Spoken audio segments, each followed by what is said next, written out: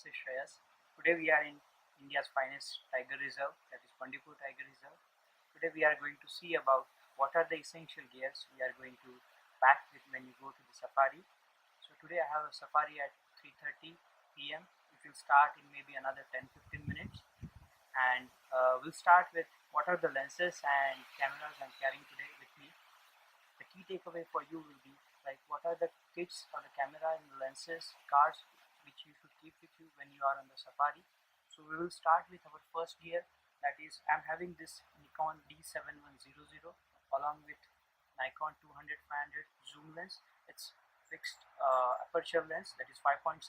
This lens is useful for the birds and also the wildlife which is at the longer distance, and you can have any type of lens like 80 to 400, 100, 400, or this big bazooka like 200, 500. So any zoom lens with range of 500 mm and above will be good for the safaris to capture the birds as well as the objects or the mammals which are at a longer distance. Then will come for this lens is like Nikon 8200 lens, and it is mounted on Nikon D7100. This lens is useful when the wildlife is very close to me, like tigers or leopards, sloth bear, black panther, and elephants. This is with a fixed aperture, that is 2.8, and you can have a zoom lenses which are like 70 to 200 or 70 to 200 f4 and 70 to 200 f2.8. So the key idea is you should have the wider perspective in your lens available. And also I'm taking this lens like Nikon 12 to 24 lens. This is wide angle lens in case I want to make any interesting wide angle images, so that will be useful. You can have any of your kit lenses with you like 1855 and all when you want to capture objects or the mammals in their natural habitat.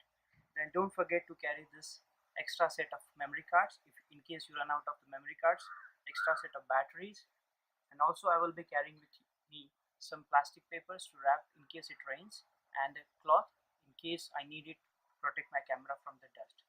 So I hope this session will be helpful for you when you go for your next safari. So the key takeaways for us is like you need to have two bodies and two lenses. One lens with a bigger zoom range like up to 500 or 600 mm, and the second lens you want to have is like with the which has a fast aperture like 2.8 or f4, that can be 70 to 200, 80 to 200, or any lens which can give you a wider perspective. And the third lens which you want to have in case you want to make a wide perspective of mammals or tigers and leopards, elephants, then you can have a wide angle lens with you.